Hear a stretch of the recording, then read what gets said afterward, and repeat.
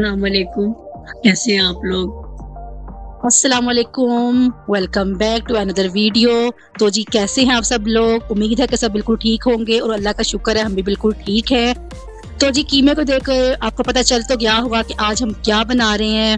تو آج ہم بنا رہے ہیں قیمہ، جو کہ بالکل ہی ایک ڈیفرنٹ میتھڈ سے بنے گا، جس کا ٹیسٹ بھی بالکل چینج ہوگا اور پکانے کا طریقہ بھی۔ اس کو کہتے ہیں قیمہ دو پیازا، اور یہ بہت ٹیسٹی ہوتا ہے اور بہت مزے کا بنتا ہے، کیونکہ جیسے ہی آپ کھائیں گے بار بار اس ڈش کو بنا کے سب کو دیں گے۔ تو جی یہ ہم بیف میں بھی بنا سکتے ہیں، مٹن میں بھی اور چکن میں بھی۔ تو ہم نے مٹن کا قیمہ لیا، یہ ہم اپنی فیملی کے حساب سے لیں گے، جتنی ہماری فیملی ہے اس حساب سے ہم نے قیمہ لیا، اور ساتھ 4 سے 5 عدد بڑے پیاز ہم لیں گے۔ یہ سارے مسالے میں نہیں جائیں گے، یہ جیسے جیسے یوز ہوں گے ہم ساتھ ساتھ آپ کو بتاتے جائیں گے۔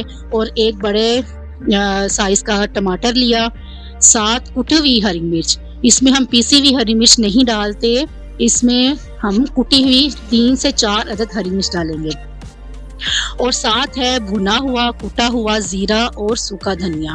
جیسے کہ میں نے آپ کو بتایا ہے کہ یہ بالکل کہ اس میں ریڈ مرچ نہیں ڈلتی، اس لیے صرف گرین مرچی کوٹ کے ڈالتے ہیں۔ ساتھ ہے نمک، سوکھا دھنیا، زیرہ، کیونکہ یہ بالکل ڈیفرنٹ اس کا ٹیسٹ ہوگا۔ ہم لوگ ایک ہی کھا کے تو ہم تھک جاتے ہیں، تو اس لیے تھوڑا سا چینج کرنا چاہیے اپنے کھانے میں، تاکہ ہمیں بھی پسند آئے اور ہمارے گھر والوں کو بھی یہ پسند آئے۔ اور ساتھ ہے اس میں لیموں کا رس تھوڑا سا۔ تو ہم نے کوکر لیا، کیونکہ یہ مٹن کا قیمہ ہے تو اس کو گلنے میں تھوڑا ٹائم لگتا ہے۔ تو ہم نے آئل ڈالا کوکر میں، ساتھ ہم نے تھوڑے سے پیاز ڈالے۔ جو آپ کو پیاز دکھائے تھے وہ زیادہ تھے، لیکن ہم نے وہ رکھ دیے ہیں، وہ بعد میں یوز ہوں گے، وہ میں آپ کو بعد میں بتاؤں گی۔ تھوڑے سے ہم نے پیاز لیے، اس کو ہم لائٹ براؤن کریں گے۔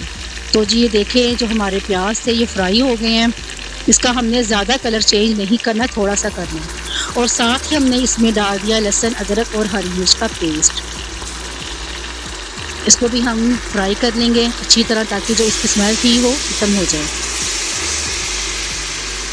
جیسے ہی اس کی اسمیل ختم ہوگی تو ہم باقی چیزیں اس میں ڈالیں گے۔ اب ہم نے ڈال دیا اس میں قیمے کو بھی اچھی طرح ہم آئل میں فرائی کریں گے، کیونکہ مٹن کا قیمہ ہو یا بیف کا قیمہ ہو تو اس میں ایک اسمیل سی ہوتی ہے، گوشت ہو یا قیمہ ہو۔ تو اس کو ہم تب تک آئل میں فرائی کریں گے جب تک اس کا کلر بھی چینج نہ ہو جائے اور اس کی اسمیل بھی ختم نہ ہو جائے۔ فرائی کرنے سے اسمیل ختم ہو جاتی ہے چیز کی، چاہے وہ لہسن ادرک ہے، چاہے وہ قیمہ ہے، چاہے وہ پیاز۔ اور جی دیکھیں ہم جو قیمہ تھا اس کو اچھی طرح ہم فرائی کر رہے ہیں، اور یہ نیچے نہ لگے، کیونکہ اگر یہ نیچے لگے گا تو جو اس کا ٹیسٹ ہے وہ خراب ہو جائے گا، وہ جلنے کی اسمیل ہماری ہانڈی میں سے آتی رہے گی۔ تو جو قیمہ تھا وہ فرائی ہو گیا ہے، تو اس میں ہم ساتھ باقی مسالہ جات جو ہیں اس کے وہ ڈالیں گے۔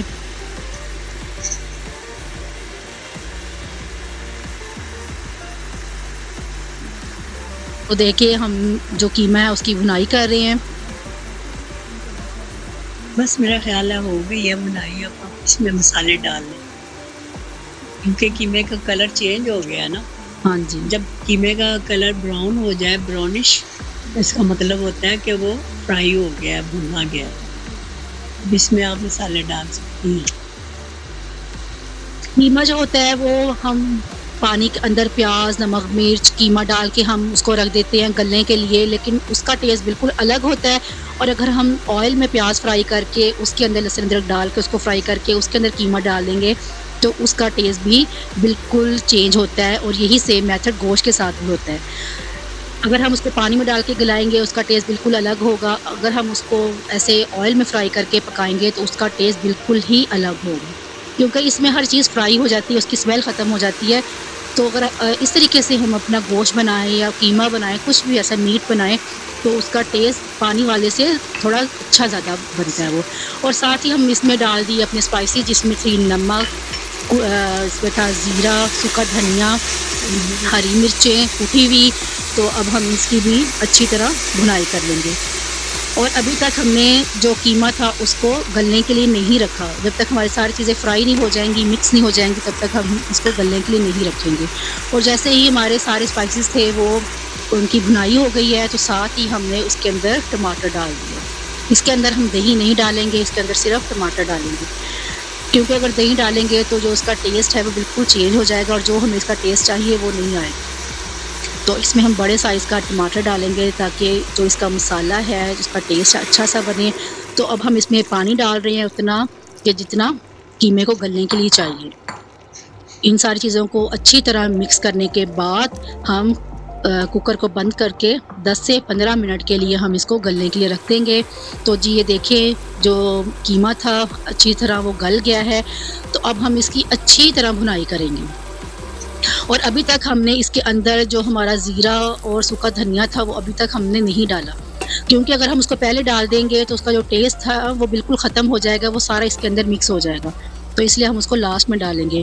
اور جو ہمارے بچے ہوئے پیاز تھے جو ہم نے رکھے ہوئے تھے, جیسے قیمہ بالکل ریڈی ہو جائے, جو آئل ہے وہ چھوڑ دے, آئل الگ ہو جائے, قیمہ الگ ہو جائے, تو ساتھ ہی ہم اس کے اندر پیاز ڈال دیں گے اور جو زیرہ اور سوکھا دھنیا بھنا ہوا تھا وہ ڈال دیں گے, اور جو 1 لیموں کا رس تھا وہ بھی ہم اس کے اندر ڈال دیں گے.